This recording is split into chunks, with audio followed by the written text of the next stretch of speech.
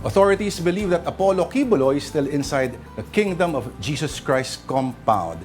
For the latest, let's bring in News 5 correspondent Bril Montalvo. Diyan po sa Davao. Bril, anong update dyan sa KJC Pastor Kibuloy at sa mga polis? Hi, Bril. Lord, Pauline, kanina nga ay pinuntahan natin ang Kingdom of Jesus Christ compound sa Barangay Buhangin, Davao City. Mahigpit nga ang pagbabantay sa mga pulis dahil sa impormasyong nasa loob lang ng compound ang leader na si Pastor Apollo Kibuloy. Lord, Pauline, ilang buwan na ngang pinaghahanap si Pastor Apollo Kibuloy dahil sa mga kasong kanyang kinahaharap. Sabi nga ng PNP Regional Office 11, nasa loob lang ng KOJC compound sa Davao City si Kibuloy pero posibleng may iba't ibang paraan para makatakas ang pastor. Kabilang dyan ang 4 na helicopter at 2 eroplano na pag-aari niya na nakagarahe sa aircraft hangar ng compound. Sisiguraduhin naman daw ng PNP na magiging maayos at mapayapa ang paghuli sa kanya. Sa gitna ng paghahanap kay Kibuloy, pinapa-freeze ng Court of Appeals ang mga ari-arian nito, kabilang ang 10 bank accounts, 7 titulo ng lupa, 5 sasakyan at 1 helicopter. Kasunod ito ng petisyon ng Anti-Money Laundering Council o AMLAC, inuutos ng korte na bawal galawin ang mga naturang ari-arian at bank accounts sa loob ng 20 araw. Naharap si Kibuloy sa kasong sexual at child abuse at qualified human trafficking. Ayon nga sa CA, may nakita silang batayan na ang mga bank accounts at ari-arian ni Kibuloy ay ginagamit sa illegal na aktibidad at krimen. Pinapa-freeze din ng korte ang bank accounts at real estate properties ng 11 opisyal at miyembro ng KOJC.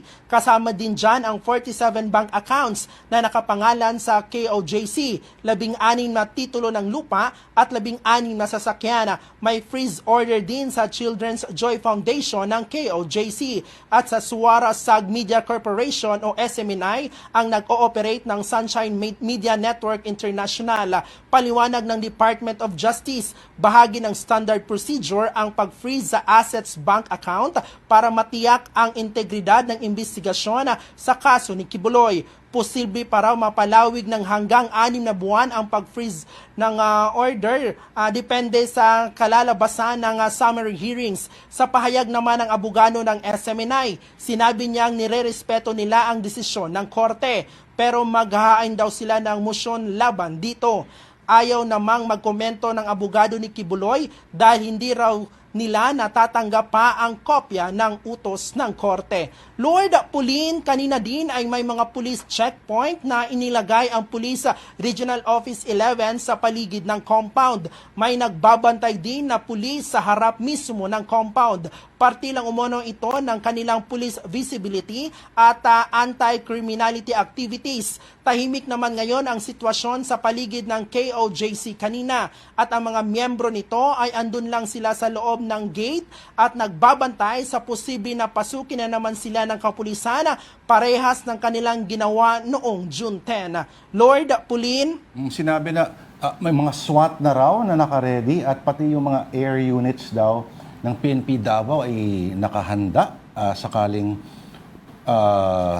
may mga attempts daw of escaping. Pero mas tanong ko, Bril, yung intel ba, yung info na nakuha nila that's the pastor is still inside the compound, may kinalaman ba dito?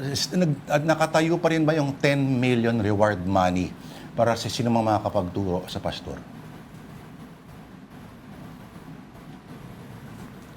Yes, Lord, tama ka nga dyan, no? Ayon nga sa mga impormasyon na natatanggap ng Police Regional Office 11, nagsasabi nga nandoon sa compound ng KOJC sa Barangay Buhangin si Pastor Apollo Kibuloy.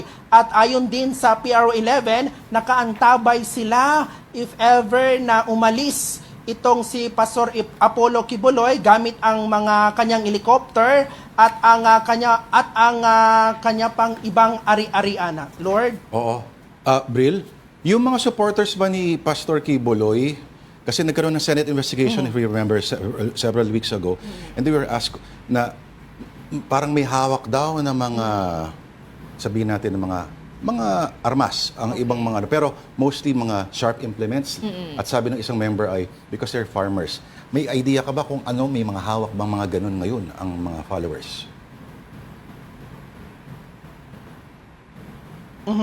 Lord, kanina nang pinuntahan natin ang KOJC compound sa Barangay Buhangin, makikita natin doon ang ibang members sa loob ng gate doon sa compound na kumakanta lang sila at may prayer or worship na nangyayari. Pero sa sinabi mo na may mga matutulis na bagay na kanilang dala, ay doon yon sa kanyang prayer mountain at glory mountain sa Barangay Tamayong. Kasi nga, yung iba sa kanila ay naglilinis ng mga damo, yung paligid ng compound doon sa Barangay Tamayong. Kaya may dala silang mga panglinis ng mga damo, Lord.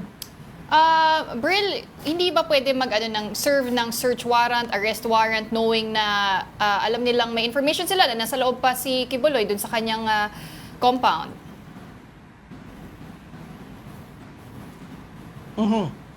Yes, sa Pauline, nakausapan natin kanina si Police Major Catherine De La Rey ng Police Regional Office 11 at sabi nga niya ay anytime ay pwede nilang pasukin ang compound ng KOJC sa Barangay Buhangin para hanapin si Pastor Apollo Kibuloy. Pero naghahanap lang sila ng magandang tiyempo para hindi ito mauwi sa parang gulo.